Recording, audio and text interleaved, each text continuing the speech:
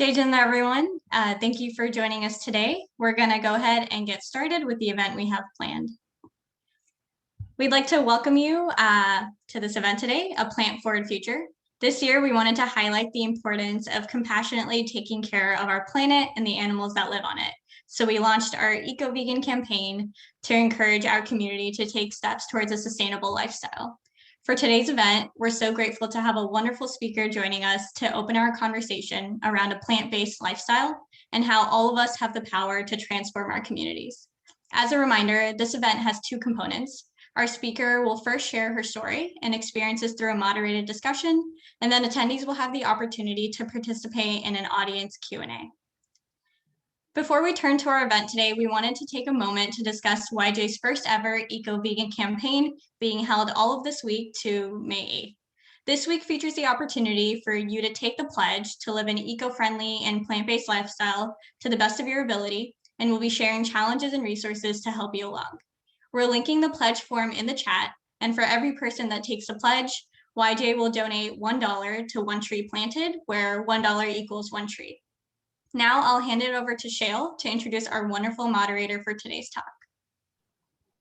Our moderator for today is Priyo Gandhi. Priyo is a fourth-year medical student at Johns Hopkins School of Medicine, and she'll start her residency training in the internal medicine program at Johns Hopkins this June, with a special focus on urban underserved populations. She's previously served as the YJA Director of Education from 2012 to 2014, and as a deep believer in the Jain philosophy of continual self-improvement, Priyo has been vegan for almost 3 years and is always looking for ways to implement Jain values into her daily life. Thank you for moderating today's conversation. Please take it away. Thank you so much for having me. Thanks for the introduction, Shail. And I'm really grateful to YJA to be here today, and even more excited to be in this space with Mamta Jain Valderrama, today's speaker, who I'll be calling MJ. So MJ is the Senior Vice President of Operations at Mercy for Animals, overseeing finance and technology. Before Mercy for Animals, MJ spent 10 years in healthcare operations and has led multi-million-dollar income reports. An activist in her free time, she took a break from corporate America to write a book about human trafficking that became an Amazon bestseller. Born and raised in the Jain culture, she grew up with the principle of ahimsa and was eager to join Mercy for Animals. MJ served on the YJA National Board in 1997 and was part of youth planning committees for multiple YJA and Jaina conventions in LA in the 2000s. Originally from LA, MJ now lives in Scottsdale, Arizona with her husband and daughter. So thank you so much for being here, MJ. I gave a very short introduction about you, and I don't really think it does justice to your whole story. So I wonder if we could start with you sharing a little bit more about your journey and how you came to adopt a plant-based lifestyle. Thank you so much, Priyo, and thank you so much to YJA for having me. I'm so happy to be here. It's such an honor to be back with this group after a very long time. So thank you so much for having me. And before I dive into a little bit more about my story, I also just wanted to send a very heartfelt sentiment to everyone in this room who may have family members and friends who are dealing with the tragic situation in India. My own family included is being devastated right now in New Delhi. And so I'm just praying for all of our families who are back there who may have a struggle getting access to healthcare and the resources that they need. So, but still very happy that we can all be here together and spread the good word of YJA and ahimsa. So a little bit about my story. Thank you for that wonderful introduction, Priyo. I started out my life being a meat eater. My parents actually fed my sister, brother, and I meat. I ate it until I was 5 years old. And it started because I was born in the South, in Memphis, Tennessee, in the late 70s. And at that time, stereotypes aside, the actual experience of my family was that they faced a lot of racism. At that time, there weren't very many Indian families, any immigrant families at all. My older brother was already experiencing racism in his school and exclusion because of some of the cultural and lifestyle choices that my family had made. So my parents thought maybe outside of the house, it might be a little bit easier if they let us eat meat. When I was about 5 years old, my mom took my sister and I to India for the very first time. and did not have any meat there with our family, of course. And by the time that we were on the flight to return back to LA, my sister and I refused to even eat out of the same plate that had any meat on it.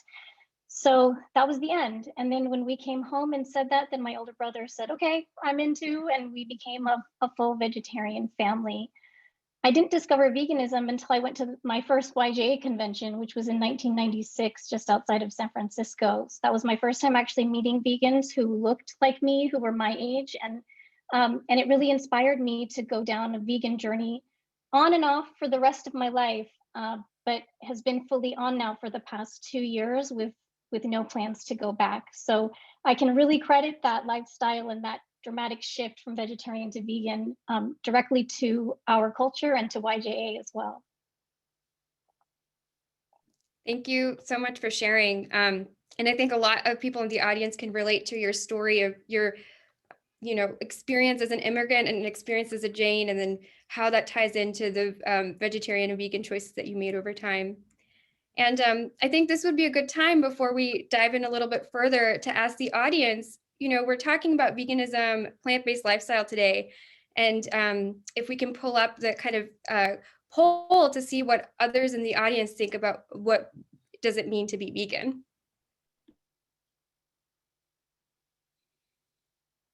So I think anyone in the audience can just use that QR code or go to slido.com and type in that code 352161 and go ahead and type in what you think it means to be vegan.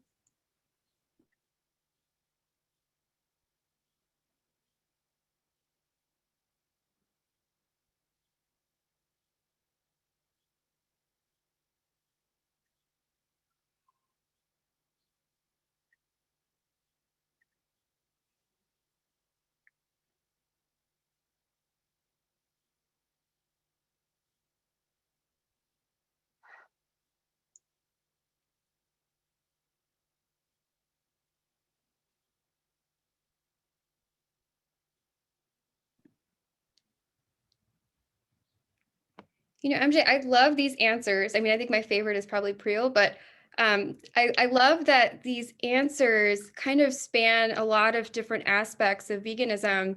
I see words like ahimsa, relating it back to Jainism, sustainability, no leather, no animal products. And so I think our audience is already thinking about veganism as more than just a food choice. And I wonder if you could kind of share what you think of this word bubble and what veganism means to you, and a little bit more about how we can push past this narrative of veganism just being food-based. Yeah, absolutely. And I noticed that too, Priel. That's something to be honored about, people associating you with veganism. A couple other words that have caught my eye here. I think I saw wealthy and no guilt. So I think those are two important points too that we should touch on in our conversation. For me, it started with diet, which is where I think it starts with so many people. It was about how can I eliminate animal source products from the foods that I eat. And then from there, it really trailed down a path of conscious consumerism overall. So now any product that I purchase, I try to make sure that it at the end or at the beginning of that supply chain, there is no animal source of where that came from. So that means personal hygiene products, beauty products, clothing and accessories, furniture, car interiors, all of the things that we use day to day and some of the things that we may not use as often, big purchases, little purchases, and being thoughtful about where those came from. But that can be a little bit overwhelming, and it has even been for me at times. And so the MFA approach is one of compassion. We strive for progress over perfection. Our goal is not to assign judgment or labels to people. I'm a fully fledged vegan, but my car interior is leather. I bought that car before I was a vegan. It does not make me feel any less vegan. And definitely the next car that I purchase will not have a leather interior. So progress over perfection is the key. My other tip is to start small. So a lot of people say that, don't try to take on too much too fast. I want to go one step further and suggest micro categories. So if you're somebody that's already eating a vegan diet but wants to try more conscious consumerism in your closet, instead of saying, okay, I'll change out my shoes, just limit it to my sneakers. You know, choose micro categories and start there. Instead of saying my pants, just pick work pants or whatever it is, and go from there. And that'll help make it more sustainable. The number one reason why people quit being vegan is because they say it was too hard or it was overwhelming. And so progress over perfection, where we're trying to create a vegan world and not a vegan club. I love that. I think I'm going to use that phrase, vegan world and not vegan club. And as I'm sitting here talking to you about these wonderful suggestions, I can't help but think a little bit back to the patients I take care of, in Baltimore. And for so many of them, even having this conversation is a privilege. The majority of the patients I see, it's not that veganism isn't something they want or something that would benefit their lifestyle, but they live in food deserts and they're impacted by environmental racism. And I wonder if you could comment a little bit more on the privilege of being vegan and making individualistic choices, and how we can kind of hold organizations accountable, push for change on a collective societal level, and not just think about the individual choices all the time. Absolutely. So there is definitely an association of privilege and of wealth, like somebody mentioned, with the vegan diet. And without going into too much detail, but I'm happy to later, it doesn't have to be that way. A lot of the plant-based alternatives to meat are definitely high priced. Those are can be out of reach for a lot of people, or for people that maybe are making a significant income to even purchase them on a frequent basis. But a whole food plant-based diet is definitely more accessible and definitely a more affordable way to live, and the one that's actually most recommended as well if you're going to be vegan, to try to do it with the healthy lifestyle as well. To answer your question, Priyal, about moving beyond the individual approach, I think that's one of the things that MFA is definitely trying to tackle, as our organization is the largest global organization specifically fighting against factory farming of animals to reduce their suffering. We do this through a lot of collaboration with corporations. We also do it offensively with corporations. So we try to partner, but we also go on the attack when needed.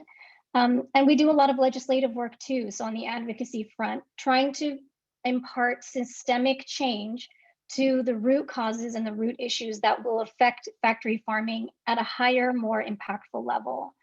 I think we also have that capacity as a Jain community.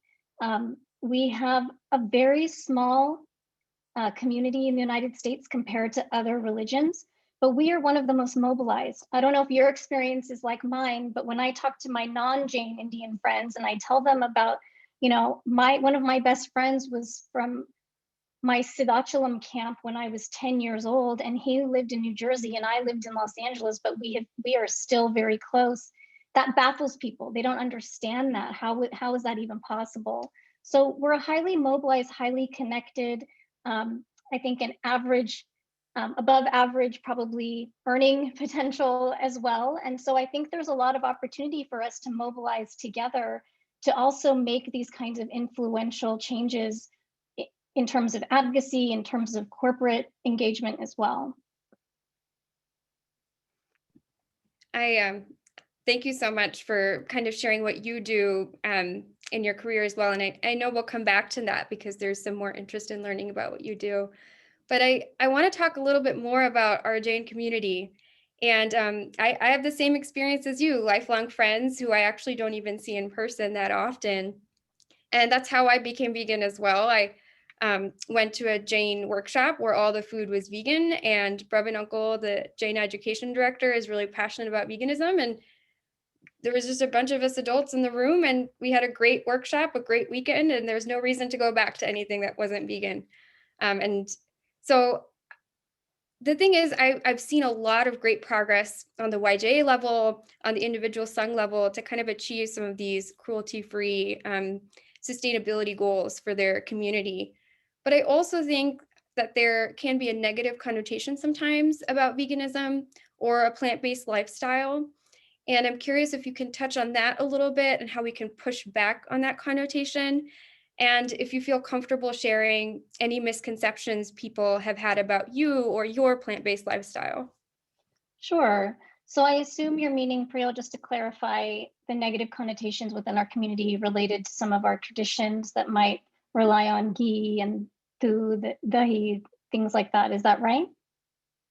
Yeah, I think the concept of tradition versus changing for Jainism in the 21st century, and even day-to-day changes like the food that we serve at Jain temples and whether it contains dairy products or not. Sure. So that's been my experience as well. My parents, like probably many of yours, are Indian immigrants. I'm a first generation American, and so grew up with a lot of the traditional values and very clear opinions about what's right and what's wrong. So I want to comment on a few things related to this. The first one is that I have the utmost respect for the sadhus and sattvis who made the very bold and courageous decision back in the 60s and 70s to make the trip from India to the United States. You know, at that time, and I don't know if it's actually changed, but monks were not permitted to travel by any other means except by foot. And so to make the very bold decision to get on an airplane, fly halfway around the world, leave behind everything that they knew and establish ashrams here in the US is really dramatic and bold and courageous. And I think the groundwork for all of us to be able to have some of the community that we have today. I know that's definitely true for me. The same thing for our parents. You know, they've also left everything that they know behind to come here to make a life for us. And so they've also brought the value and traditions with them. So we have to respect that, and I think we all do. But like those sadhus and sattvis that came over here, and like our parents, they've had to adapt.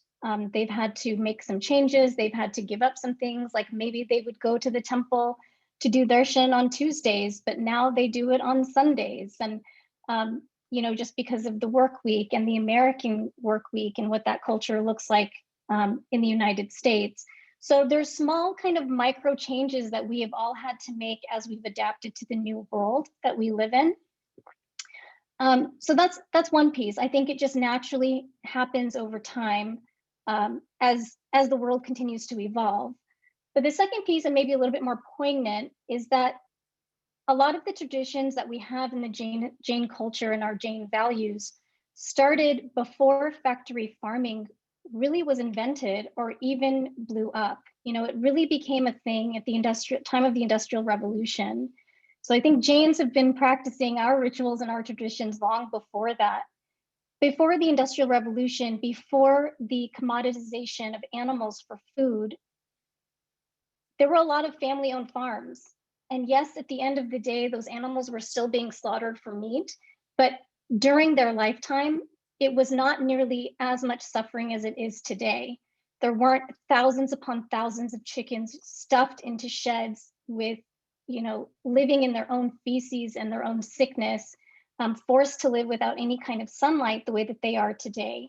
So the way in which dairy products were extracted before the Industrial Revolution really involved a lot less suffering. So I think there's a moment of reckoning for us to at least be open to a dialogue with our elders or with others in our community to at least acknowledge how that part of the world has changed and how we may be contributing to it. It may not lead to significant change, or that may take a lot of time, but I think the first step is at least acknowledgement and being willing to meet at the middle of the table to have a conversation about it. I hope that answers your question. I think it definitely does. And you've made some really great points that I'm sure members of our audience may have more specific questions about for you. If you have any advice on things that us youth can do now to kind of mobilize in our own communities and advocate for more cruelty-free practices within our sanghs. Absolutely. I mean, I think the first thing is if you are going to, if you're going to your temple, you're going to Pathshala, and there's usually lunch afterwards, just making it clear that you're vegan. And you'd like there to be vegan options, just like there are the Jain options or the vegetarian options. I've also been in situations where I just brought my own food. And I always really made a conscious effort to make it look and smell quite delicious. And so it was appealing to other people, and that piqued interest. And it really sounds trite, but that's true. That's really how I've been able to make my own change with my network through influence that way. And I think the more of you that get together and have this conversation in your individual songs, and there is power in numbers, and then you won't feel necessarily so alone in making those kinds of requests.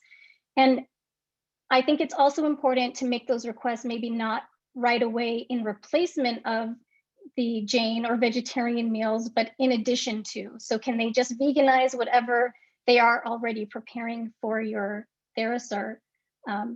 I think people will be hard pressed to say no to that, or be willing to at least give it a try. And maybe you can just say, can we just try it one Sunday? And it doesn't have to be forever, but make it easy for people to give it a try. Make it easy for them to like it.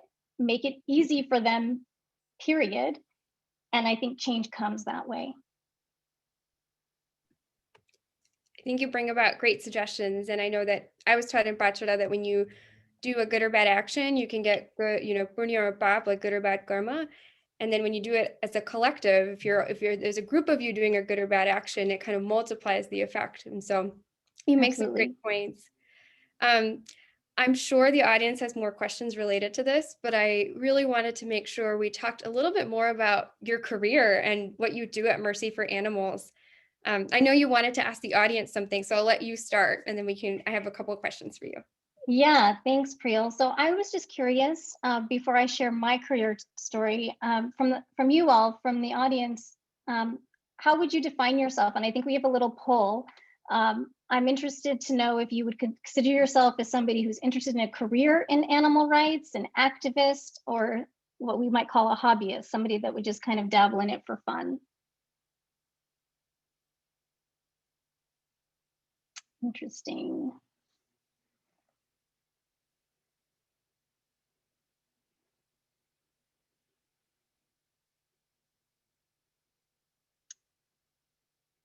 Any more late responses? Yeah, some more coming in. Looks like we're missing a few people. And this is an optional poll, by the way.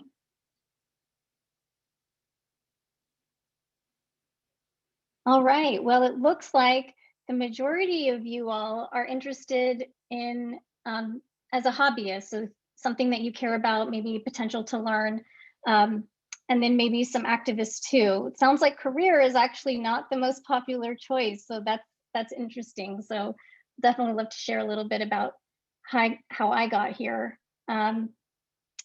So, and by the way, can everybody see these results, or is it just me? I should have asked.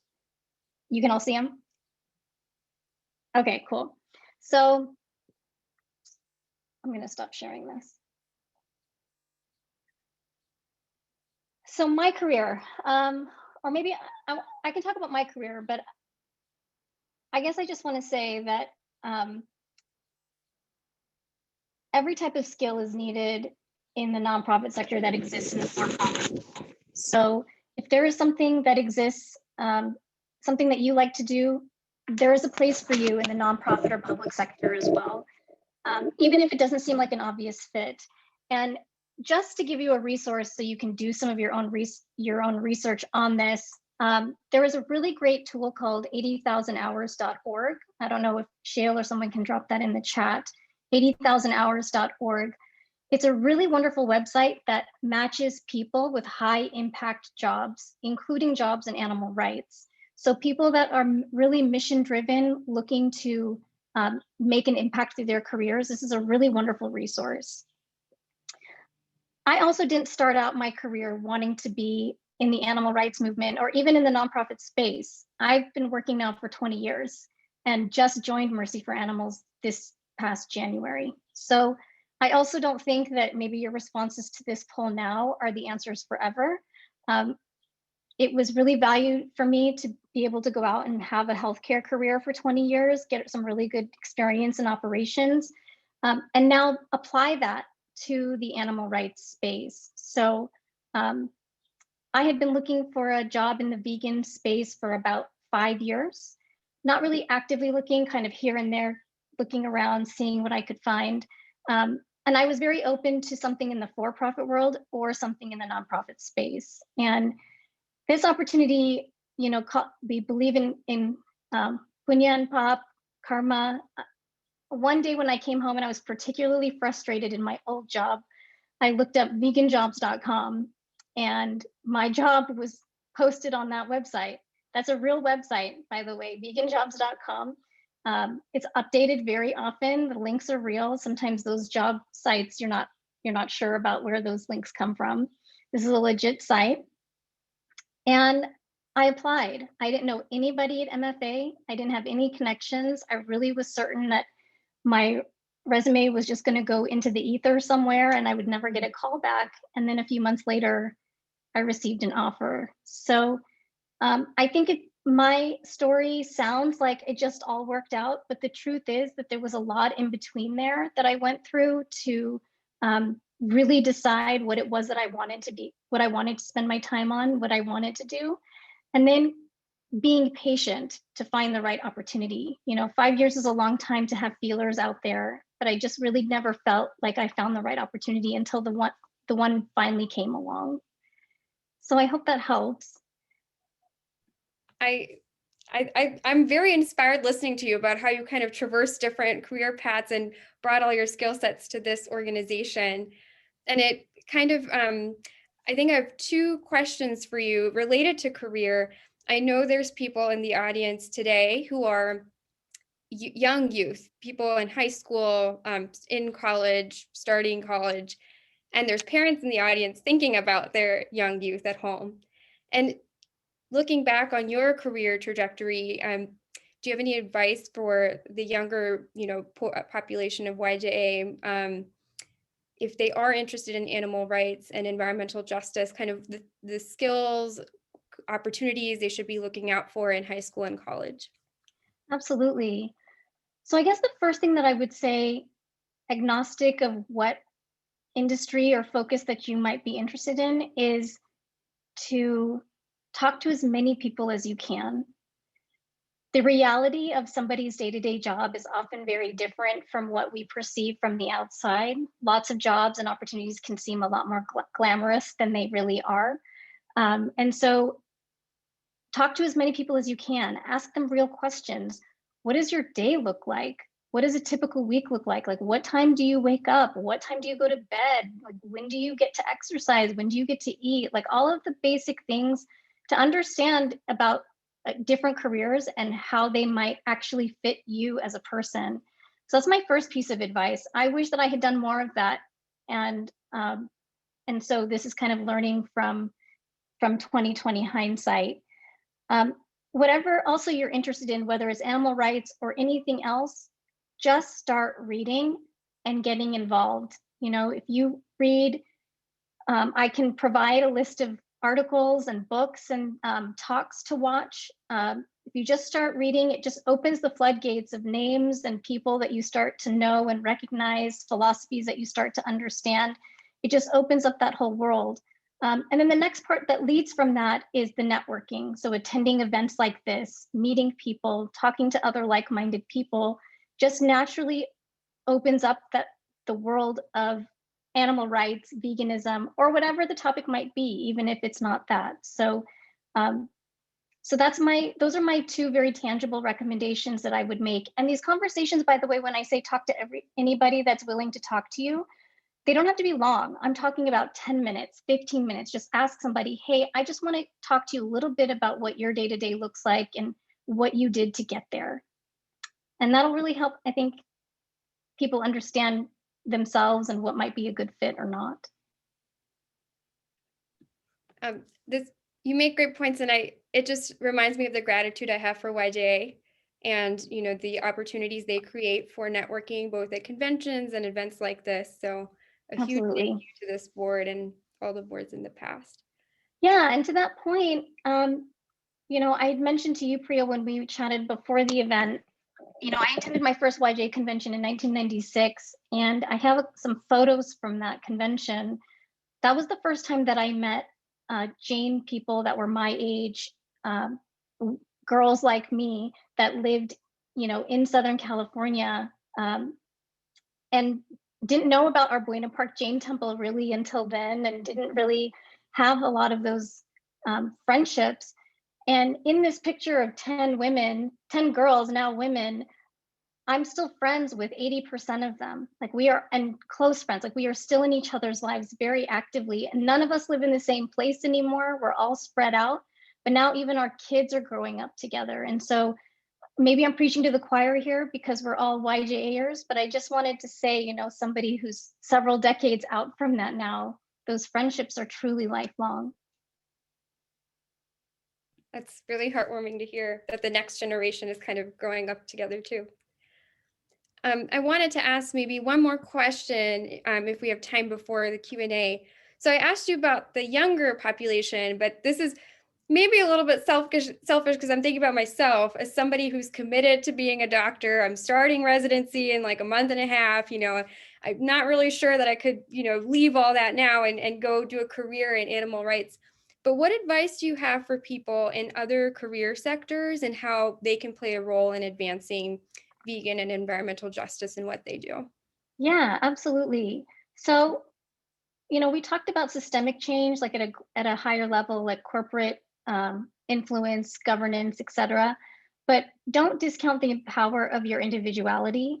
So I've had a lot of ability to influence people in my orbit and in my network just by inviting people over for dinner for a vegan meal, packing really healthy vegan food on the flight, and then the stranger next to me saying that they'd rather have what I'm having instead of plain food. So don't discount some of those like micro opportunities. Those really can send forth ripples. But I think also, on a more kind of activist level, there are lots of ways to be involved without having to make it your career or having to stand outside of a deli or a butcher with a sign. That might not be the kind of activism that's right for everybody, like to actively protest, etc. If you go to the MFA website, for example, and sign up to be an activist or a volunteer, you'll have an opportunity to sign your name to petitions that are going to some of the largest global corporations demanding that they reduce the amount of meat products that they serve, or demanding that they add plant-based options. You'll have opportunities directly from your desk to sign legislation or send off a letter to your local legislators or committee members. So there's lots of ways to do that. The other thing is that the nonprofit space as a career, I recognize, acknowledge, is not for everybody, or at least not right now either. So another really valuable path is what we call earn to give. So if you're somebody that's working in a job that you really love, but you're really committed to making some kind of change, or you want to contribute in some meaningful way, those donations go a long way. And I know that a lot of you in the audience are maybe not in the space right now to be making donations, but just for future reference, like something to keep in your back pocket, eventually in your career, when you do get to that place, there is an opportunity for you to give back in a meaningful way through donations as well. That's a really great point. Not thinking about the here and now, but how you can kind of plan your career or the things you do in your free time moving forward. Your point about things you can do from your desk, like signing pieces or signing petitions or sending a letter, it reminds me of other conversations I've had with folks who feel passionately about issues and want to advocate. And sometimes it feels like you want to do all these things and there's not the impetus to actually do them. And I know for me, when it comes to vegan related issues, environmental justice related issues, that it's really helpful to have an accountability buddy, somebody who's going through it with you. Great idea. I don't know if you have any other practical tips for kind of how to take the want and turn it into action before we close out and move to the Q&A portion. So I actually read a really wonderful book that I would recommend to everyone. It's called Atomic Habits. It's very popular, so some of you may have heard of it. I love this book because it gives very practical advice on how to turn things into habits. So it's about how to take things that you really want to do and make them into habits and make it easy for yourself, and also to remove the stuff that you want to remove as a habit from your life. So I think that's filled with a lot of practical tips and advice. Like, for example, a very trite example is, if you want to get in the habit of flossing your teeth every night, instead of leaving your floss in your medicine cabinet, put it right next to your toothbrush and toothpaste on the counter. Make it just even one step easier for you to access. So I think when it comes to our world, accountability buddies are wonderful. If you're thinking about moving into the vegan diet or nutrition, I would say making a grocery list in advance, meal planning is a really wonderful way to stay on track, and doing some meal prep in advance. So if you can cook once, but cook enough for 2 or 3 meals at a time so that you make it easy for yourself during the week when life gets really hectic. Things like that can really help you to stay on track. That's great. Thank you for sharing those tips in that book. I can definitely use that flossing tip myself. So I'm glad that we've had a chance to kind of talk a little bit back and forth, and I'm sure that in the meantime, our audience has thought of some questions for you. So I believe there'll be a link dropped in the chat where anyone in the audience can submit questions anonymously, and then we'll ask them to MJ as time allows.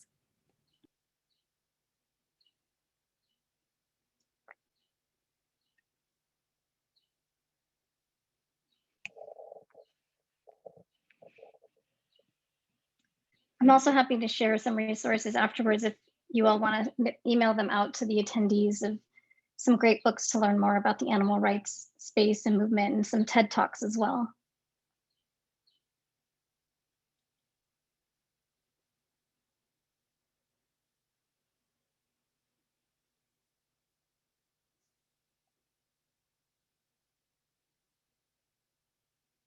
Are we getting some good questions in? We are. I think there's several that are related to MFA, and maybe we'll start with this one. So what's the success story that your organization has achieved? Yeah, so one of our proudest achievements is that we have had an opportunity to influence almost every major global food corporation to take the commitment to remove cage-free hens. So for anyone who doesn't know what that is, or to, excuse me, make cage-free hens for the hens to grow up. So for anyone who's not familiar, chickens are the #1 factory farmed animal in the United States, about 9 billion chickens every single year. They live in these humongous shacks. That's the only thing to really call them. Thousands upon thousands kind of living right on top of each other in very dark, dank, smelly places for a very short period of time. They're very short lives. So one of the things that we have gotten through our power of influence, both through corporations as well as legislation, is to get a lot of these corporations to commit to raising hens in a cage-free environment. So that gives the animals more space to distance between each other, more sunlight. It lets them live a little bit more naturally in their natural habitat, which, as the MFA motto is, and our mission is to reduce animal suffering. At the end of the day, those animals are still getting slaughtered. So we have a lot more work to do at MFA to prevent that from happening in the first place. But in the meantime, we see it as a very positive change to have these incremental impact towards our end game, our end result that we're looking for. So that's one of our biggest accomplishments, both here in the United States as well as in Brazil. That's fantastic. Wow. And I can imagine it requires a huge team effort to make that happen. Huge team effort, a lot of patience. It's definitely a marathon, not a sprint, for the work that we're doing. So there's a related question about what some tangible policy goals you're advocating for now, and what's on the horizon 10 to 20 years from now. Yeah, good questions. So I should mention, by the way, that the team that I oversee at MFA is our operations team. So the finance and technology teams roll up to my world.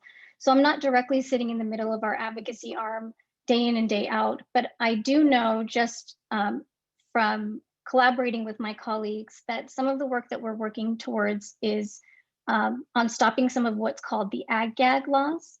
So essentially, the animal agriculture industry came together several years ago and were able to pass legislation and through lobbying efforts to prevent anyone from being able to take any kind of image inside of factory farms. So no video, no photos, no images at all, which naturally begs the question, so what is actually going on in there that they wouldn't want anyone to see this? And the point is that if anyone could actually see what was happening, they know nobody would want to eat those things anymore. So we have a whole investigations arm at MFA that goes undercover into these factory farms and takes footage. They're truly risking their lives to capture this on video, breaking lots of laws and risking their own security to be able to get that footage. And if anyone has been following MFA for the last few months, we did a huge expose earlier this year on Costco and the farms that they actually own, that they raise these chickens for their rotisserie chicken, which is apparently one of the most popular items that they sell at Costco. So one of the things that we're working on is to stop these ag-gag laws, to get them reversed. Another thing that we really work on is to reduce what's called the speed lines in these factory farms. And I apologize, some of this is pretty gruesome. So, I won't paint too vivid of a picture, but the animals are shackled onto chains that rotate overhead. Almost think of it like the machine at a dry cleaner's with all of the clothes hanging, and then they push the button to bring all the clothes down, and they all move along like an assembly line, essentially. That's how the animals are shackled when they're shackled live, and then they go through a series of steps until they're fully slaughtered. So the speed at which that machine rotates has been increasing under the Trump administration. And so now we're working to reverse a lot of those laws that have gone into effect, or some of them that have been stalled, and make sure we're blocking those. So that's just a couple of examples of some of the type of advocacy work that we do. Thank you for sharing. I know that's difficult to deal with day to day, and then to have to recapitulate that for this audience. And everything you're talking about, kind of, you're exuding the Jain value of compassion. I see it in the way you talk. And it's critical to the work you do. So thank you. I have some more questions coming in, and this is another one related to your career. Sure. But how can one start and grow a career in this field? Yeah, so I think, like I said earlier, and if you weren't here for that part of it, the first thing that you can do is just start reading. I've been vegetarian my whole life, grown up with ahimsa. I thought I was the perfect fit for somebody to work at MFA, and when I got here, really realized that there was very little about this world that I truly knew. Learning about the details around factory farming was brand new to me. I kind of knew the concept and I kind of had an understanding of what goes on, but really to have the science and the research and the full factual understanding of it was a whole new world for me. So in these very short few months that I've been with MFA, my learning curve, has really just been at a 90-degree angle. So my first piece of advice would be to do some of that reading, to start opening your mind and start learning. A great place to start is the book called Grilled, which is by our president, Leah Garces. It's available on Amazon. She does a wonderful job explaining factory farming of chickens in the United States. It's part memoir, it's part science and fact, and a part of a look ahead of what's to come. And so I'd really encourage you as a place to start your reading. And then also stay in touch, now you have me in your orbit, you have me in your network, and one of my goals is to bring more Jains into our movement, and specifically into MFA. I think there's actually one other person in MFA out of the 150 of us or so globally that are Jain. That's it. So there's a lot of opportunity. There's a lot of partnership and room for us to grow together. I have a feeling after your talk tonight, you might get some more Jains interested in applying on veganjobs.com. And I do want to mention, because I said it to some of you, but we are launching a paid internship program. And so if you go to mfa.org and go to the career section, our current listing of paid internships is there. So please take a look at that, and more will constantly be published as they come online. So so that's a great way to start, or to sign up as a volunteer as well. That's great. Thank you for sharing. I have another question about the college age group specifically. And somebody's asking, what are some easy changes or alternatives we can add to our daily lives as college students? So I remember when I was in college, it didn't even feel like being vegan was an option. It was hard enough to be vegetarian, but being vegan wasn't even an option. I imagine now there's a lot more choices on college campuses. People are more conscientious and more aware, or it's not as uncommon to ask for those alternatives. So I think using the voice that you have as youth and mobilizing people together to go to your college campus and ask for vegan options at your events, even if it's a club meeting where they're going to have dinner served because they want people to show up, making sure that there's vegan options, or asking for them to have those at any event that you go to, and then finding a way to get in touch with the people that make those decisions for your dining halls and whatnot is a really wonderful way. Outside of mobilizing and kind of that route, if that's not something you have a lot of time for, you're busy college students, I would say just be forgiving to yourself and start small. Like, take small steps to say, okay, I'm gonna try to have a vegan lunch every day this week. Set these micro goals for yourself so that it becomes a little bit easier, a little bit more accessible. You find ways to navigate it. You find out what you like and what you don't like, what you have time for and what you don't. Those would be my primary recommendations. Make sure you have access by getting in touch with the right people, and then taking baby steps to do some experimentation. And I think the suggestions you bring up kind of pave the path for people that come after you, right? So if you take that effort to talk to your dining hall or to the person hosting that event, it's going to help the future generations of college students that come after. Absolutely. I wanted to add to your point about taking baby steps. Somebody in the audience gave a really helpful piece of advice and said, there will be moments when you find out that something you love has eggs or dairy, and it will feel bad, but don't be discouraged. When that moment happens, remind yourself of why you wanted to go vegan in the first place, and it will help you get through it. As this is a lifestyle change, it will take some time, but know that over time you will be able to fully remove your urges, and it gets much easier. Y'all got this. So that was a really sweet thing to add to what you've been saying about baby steps and progress. Yeah, thank you for that. That's wonderful advice, and I couldn't agree more. And just to add on that a little bit, and I think the sentiment that person was trying to get at is, one of the biggest misconceptions about vegans is that there's a lot of things that we cannot eat. And so this word can't is something that I feel strongly about removing from our vocabulary when it relates to our diet. It's not that I can't eat something, I have consciously made a choice not to. So, if somebody says, oh, have this bean and cheese burrito. No, I can't eat that. No, I actually don't want to eat that. I choose not to eat that. That's a big, a small word can make a big shift in how you approach and your perspective on things. I think that thinking more what you're gaining and the abundance that you're adding, as opposed to what's being taken away or that you're taking away from yourself, is going to help make it sustainable. There was a great piece on CNN today about adding joy versus focusing on the pain. And so I think adding joy to the vegan lifestyle and thinking about it from that perspective can really also help people stay on track when they have these bumps in the road, like their favorite cookie has milk chocolate chips instead of vegan chocolate chips or something like that. That's great. I think we have time for maybe 2 quick questions, and then Sure. we may have to wrap up.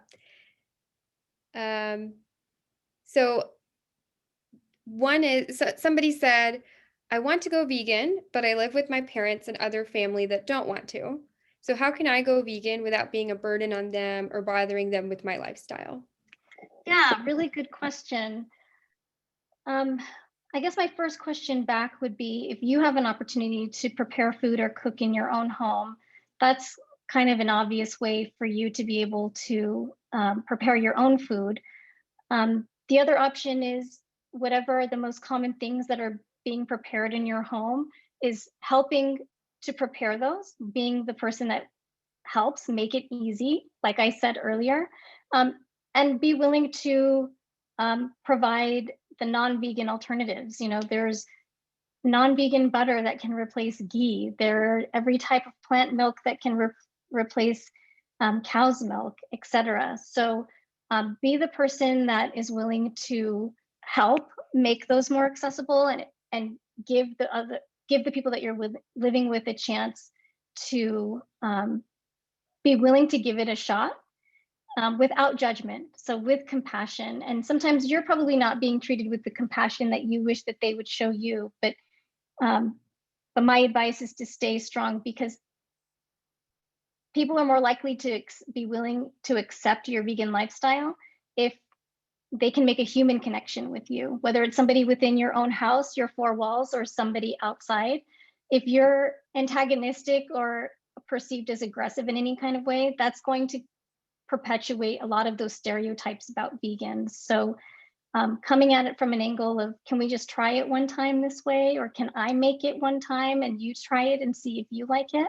That might be a way to go. I think that's great advice, and the thought that people's minds can change too. So things might get easier. So maybe one last question before I hand it over back to YJA. It's just a fun one. What is your favorite vegan treat or dessert? Oh, excellent. I love this question. So my family I'm the only vegan in my family. My husband and my daughter are vegetarian, and we're working on that slowly. But again, I'm approaching that with a lot of compassion. And my husband's extended family, who live all here in the Metro Phoenix area where I live, they are not even Jain. So my husband doesn't come from our culture. So every Christmas I make chocolate pumpkin peanut butter blondies. And those are always the first thing to go. We have a big Christmas baking marathon. Everybody contributes, and mine are always the first to go. And every year they're just, I can't believe these are vegan. I can't believe it. And I also bake gluten-free as well. And so I think if I wanted a second career, it could be selling those, and I could be making some boku bucks doing that. MJ, you should know there's a YJA recipes section on the website, and I have a feeling they might ask you for this recipe. Done and done. Happy to share.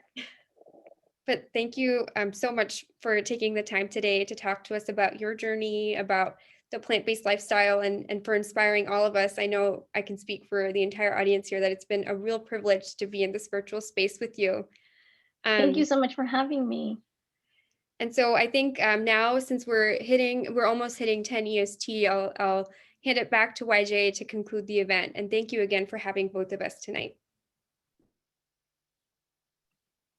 A huge, huge thank you to Mamta Auntie and Priyal for beginning the conversation around a plant-forward future. While this might be the first time some of us have entered this space, your experiences and perspectives give us the foundation to learn more and be better advocates for our planet and animals. So thank you so, so much. We really, really appreciate it. So we'll be linking a feedback form for this event in the chat. We appreciate all your feedback and would love it if you could fill it out. With that, thank you for attending our kickoff event for the first ever YJA Eco Vegan Week. And we really hope that this session was as impactful and meaningful to you as it was to us. Thank you all. And again, thank you, Mamta Auntie, and thank you, Priyo. Thank you so much. And please know that you're all welcome to contact me or stay in touch. I'm happy to stay in touch. Thank you. And I'm really excited to see how this first Eco Vegan Week goes. I have a feeling it's going to be a great success. Yes, good luck with that.